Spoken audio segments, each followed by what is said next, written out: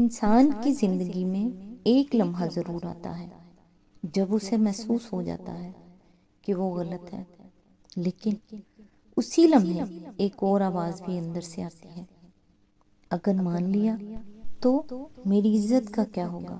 پھر انسان سچ کو نہیں بدلتا، سچ کا مطلب بدلنا شروع کر دیتا ہے۔ وہ دلیل نہیں ڈھونڈتا، اپنی انا بچانے کا راستہ ڈھونڈتا ہے۔ اور سب سے حیران کن بات یہ ہے کہ ایسے لوگ خود کو کبھی ظالم نہیں سمجھتے، وہ ہمیشہ خود کو حق پر ہی سمجھتے ہیں۔ آج قرآن ایک ایسے ہی شخص کا ذکر کرتا ہے جو اللہ کے سامنے بھی اپنی بات منوانا چاہتا تھا۔ السلام علیکم، آج انشاءاللہ سورہ البقرہ کی آیت نمبر 258 سے سٹارٹ کریں گے۔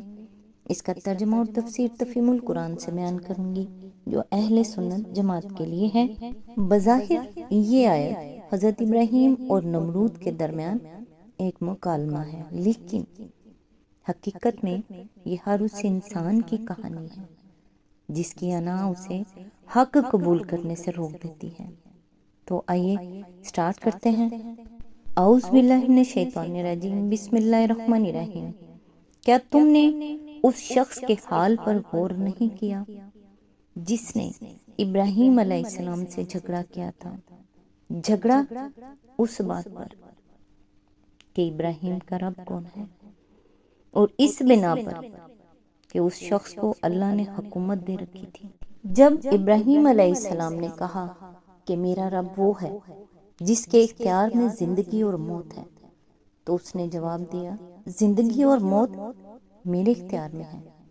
ابراہیم نے کہا، اچھا، اللہ سورج کو مشرق سے نکالتا ہے، تو ذرا اسے مغرب سے نکال لا۔ یہ سن کر وہ منکر حق ششدر رہ گیا، مگر اللہ ظالموں کو راہ راست نہیں دکھایا کرتا۔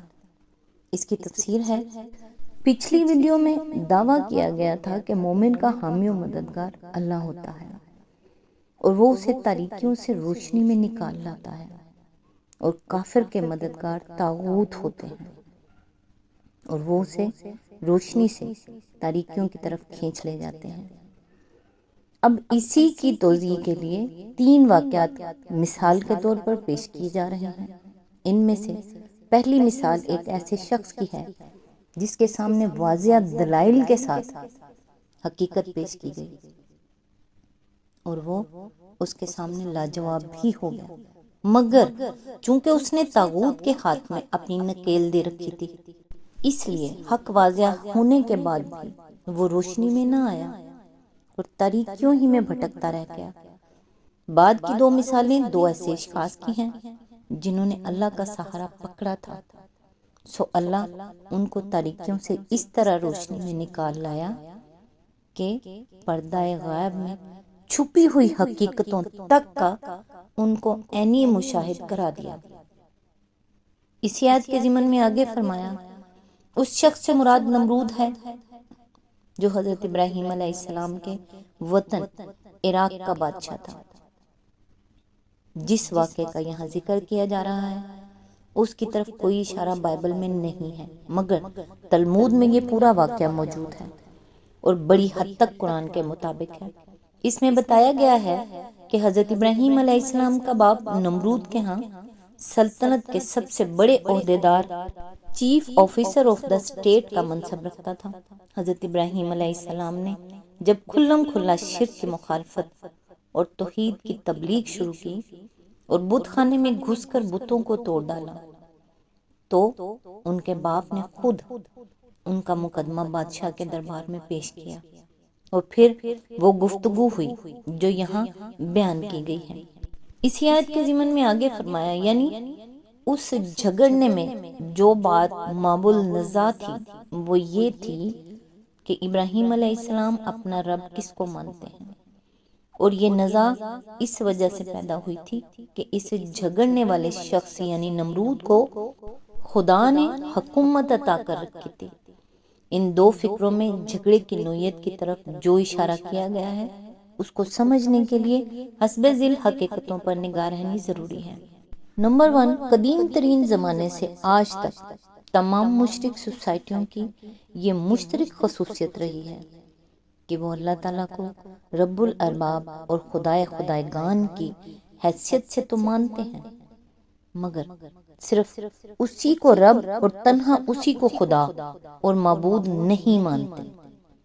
نمبر 2، خدائی کو مشرکین نے ہمیشہ 2 حصوں میں تقسیم کیا ہے، ایک فوق الفطری یعنی سپر نیچرل خدائی جو سلسلہ اسباب پر حکمراں ہے اور جس کی طرف انسان اپنی حاجات اور مشکلات میں دستگیری کے لیے رجوع کرتا ہے۔ اس خدائی میں وہ اللہ تعالیٰ کے ساتھ ارواح اور فرشتوں اور جنوں اور سیاروں اور دوسری بہت سی ہستیوں کو شریک ٹھہراتے ہیں، ان سے دعائیں مانگتے ہیں، ان کے سامنے مراسم پرستش بجا لاتے ہیں اور ان کے آستانوں پر نظر و نیاز پیش کرتے ہیں۔ دوسری تمدنی اور سیاسی معاملات کی خدائی یعنی حاکمیت، جو قوانین حیات مقرر کرنے کی مجاز اور اطاعت امر کی مستحق ہو اور جسے دنیاوی معاملات میں فرمانروائی کے متعلق اختیارات حاصل ہوں۔ اس دوسری قسم کی خدائی کو دنیا کے تمام مشرکین نے قریب ہر زمانے میں اللہ تعالیٰ سے سلب کر کے یا اس کے ساتھ شاہی خاندانوں اور مذہبی پروہتوں اور سوسائٹی کے اگلے پچھلے بڑوں میں تقسیم کر دیا ہے۔ اکثر شاہی خاندان اسی دوسرے معنی میں خدائی کے مدعی ہوئے ہیں اور اسے مستحکم کرنے کے لیے انہوں نے بالعموم پہلے معنی والے خداؤں کی اولاد ہونے کا دعویٰ کیا ہے اور مذہبی طبقے اس معاملے میں ان کے ساتھ شریک سازش رہے ہیں۔ نمبر 3، نمرود کا دعویٰ خدائی بھی اسی دوسری قسم کا تھا۔ وہ اللہ تعالیٰ کے وجود کا منکر نہ تھا۔ اس کا دعویٰ یہ نہیں تھا کہ زمین و آسمان کا خالق اور کائنات کا مدبر وہ خود ہے۔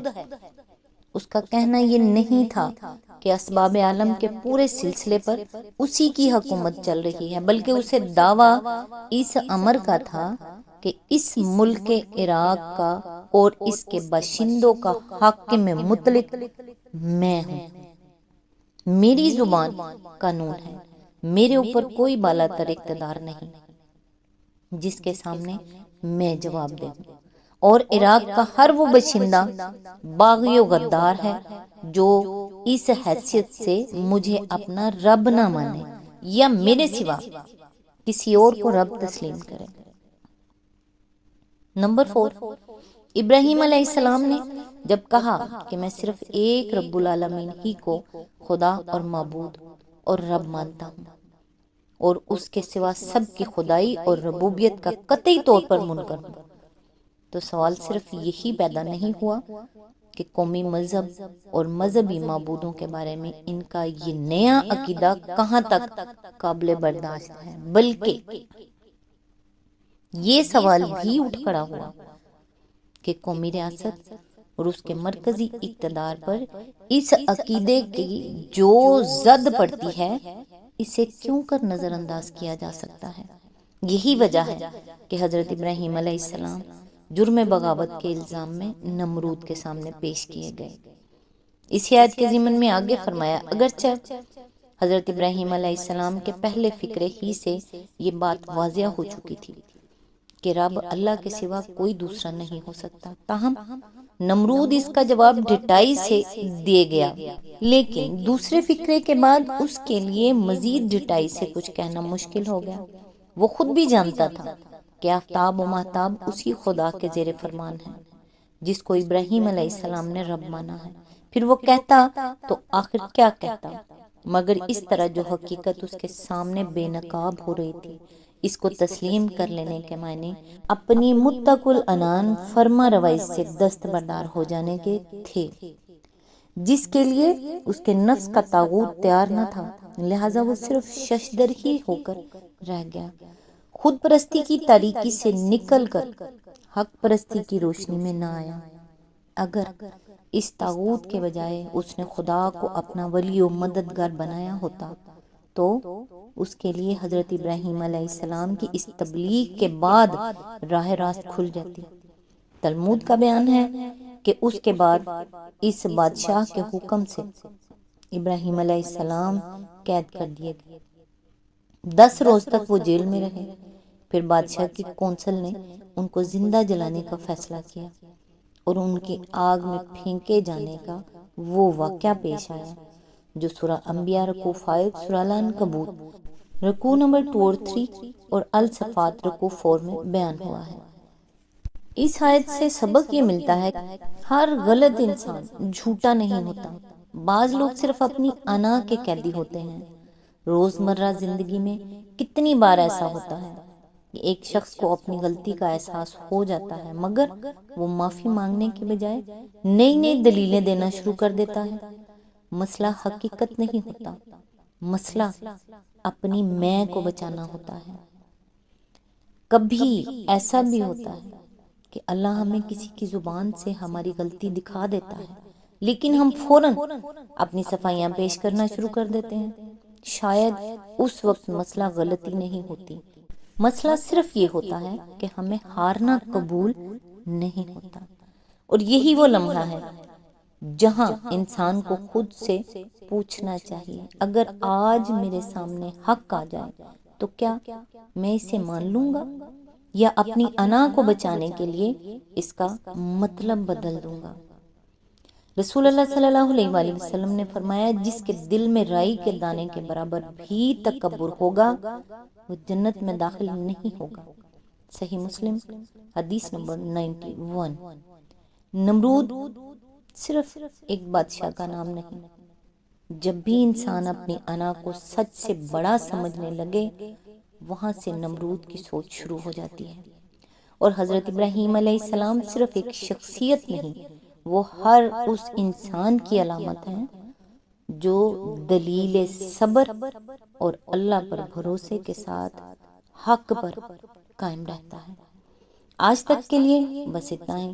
نیکسٹ انشاءاللہ آیت نمبر 259 سے سٹارٹ کریں گے۔ تب تک کے لیے دعا میں یاد رکھیے گا۔